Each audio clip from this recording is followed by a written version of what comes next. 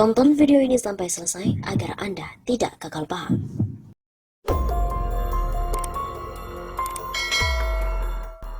Indonesia menjadi negara yang sombong terhadap penyebaran virus corona.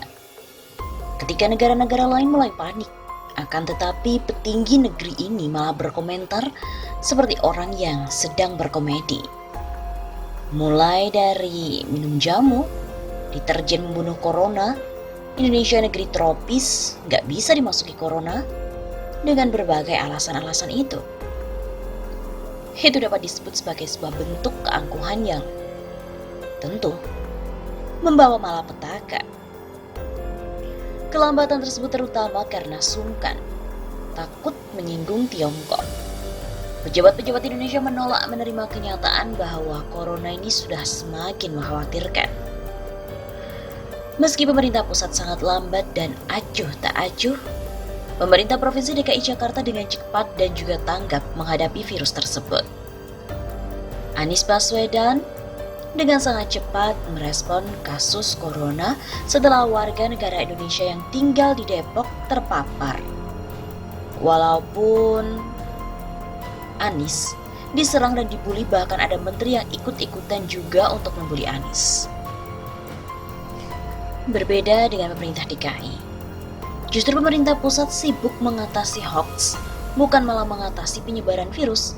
Bahkan seorang yang merekam kedatangan warga Cina di Sulawesi Tenggara ditangkap dengan tuduhan hoax, padahal WNI Cina itu benar-benar datangnya dari Cina. Hal ini berbeda dengan Presiden Duterte yang akan memecat pegawai yang membiarkan orang Cina ini masuk ke wilayah Filipina. Demikianlah cara pemerintah pusat menghadapi corona, yaitu menghadapi orang yang menyebarkan berita virus itu. Seakan-akan dengan cara itulah pemerintah bisa mengatasi. Padahal virus tersebut ada dan tengah bergerak cepat di dalam masyarakat.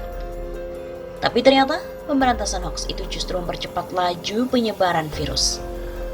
Dan terakhir, sudah ada 227 orang terkena virus dan 19 orang meninggal dunia. Sementara menurut beberapa sumber juga, kasus yang real di lapangan tapi tidak terpublikasi mencapai 4.000 lebih orang yang telah terpapar. Virus sudah menghinggap setiap banyak orang. Kepanikan demi kepanikan pun kian memuncak. Sampai saat ini kita sebagai rakyat tidak mendapatkan informasi yang cukup tentang keganasan coronavirus. Provinsi, kabupaten mana yang banyak penyebarannya, rumah sakit mana yang sudah ditunjuk untuk memeriksa, mengobati, mengisolasi, merawat, dan yang sudah positif tertular corona. Sementara kewaspadaan pemerintah hanya untuk dirinya sendiri, yaitu bagaimana melindungi diri dari protes masyarakat, memberantas hoax untuk menjaga kelangsungan kekuasaan, tapi tidak peduli kepada keselamatan warga negaranya. Kepanikan global telah muncul. Di mana-mana terjadi kepanikan ini. Negara-negara mulai mengantisipasi dengan melakukan lockdown secara teritorial. Arab Saudi menutup perjalanan umrah. Pemerintah Malaysia tanggal 31 Maret sudah memutuskan lockdown guna menghentikan penyebaran virus. Ibu kota Filipina, Manila di lockdown dan diumumkan langsung oleh Presiden Duterte. Bersamaan itu, Presiden Duterte melarang masyarakat untuk berkumpul dan menutup semua sekolah-sekolah. Perancis mengumumkan lockdown 15 hari. Italia juga melakukan lockdown di beberapa wilayah. Beberapa negara lain sudah mulai pula melakukan lockdown. Negara-negara sedang menghadapi kepanikan global yang begitu luar biasa. Aksi lockdown ini di berbagai negara tidak diikuti oleh Indonesia. Masih sempat pula Indonesia menerima pariwisata asing khususnya dari Cina untuk masuk ke Indonesia. Begitu juga dengan 49 warga Cina di Konawe yang masih masuk. Pemerintah Indonesia ini lebih takut kehilangan investasi daripada keselamatan 270 juta warga negaranya. Pemerintah hanya peduli pada kehendaknya sendiri, sementara rakyat harus mendapatkan risiko besar dari penyebaran ini. Setelah virus tersebar, kita hanya bisa pasrah dengan persediaan alat medis dan berbagai fasilitas kesehatan yang masih terbatas. Kita hanya menunggu waktu.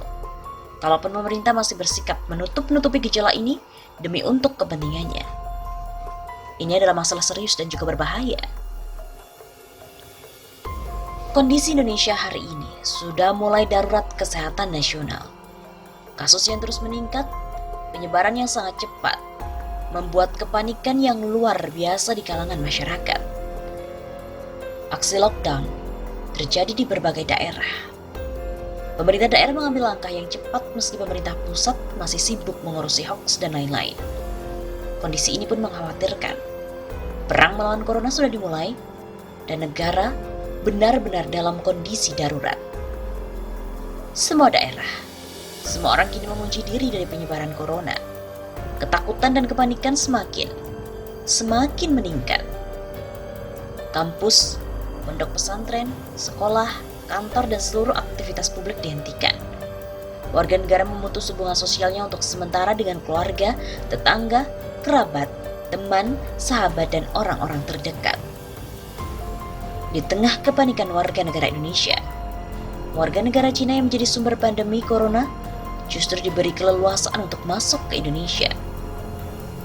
Padahal dalam kondisi pandemi yang sangat luar biasa ini, pemerintah harus mencegah masuknya warga negara asing dari negara-negara lain. Negara ini wajib melindungi segenap bangsa Indonesia dan seluruh tumpah darah Indonesia, karena masyarakat berhak untuk mendapatkan kesejahteraan lahir dan batin.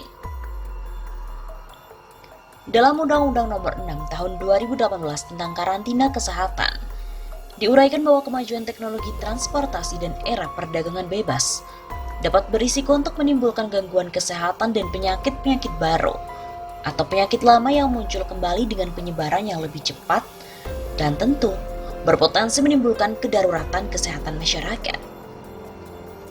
Dengan undang-undang tadi, menuntut adanya upaya untuk mencegah ataupun menangkal penyakit dan faktor risiko kesehatan dan komprehensif serta terkoordinasi, serta membutuhkan sumber daya, peran serta masyarakat dan kerjasama internasional. Karantina kesehatan merupakan upaya untuk mencegah keluar atau masuknya penyakit yang menyebabkan kedaruratan kesehatan masyarakat. Undang-undang telah memberikan definisi yang jelas tentang darurat nasional ini. Tugas negara sebagaimana yang disebutkan dalam Undang-Undang Dasar 1945 adalah untuk melindungi segenap warga Indonesia dan tumpah darah Indonesia.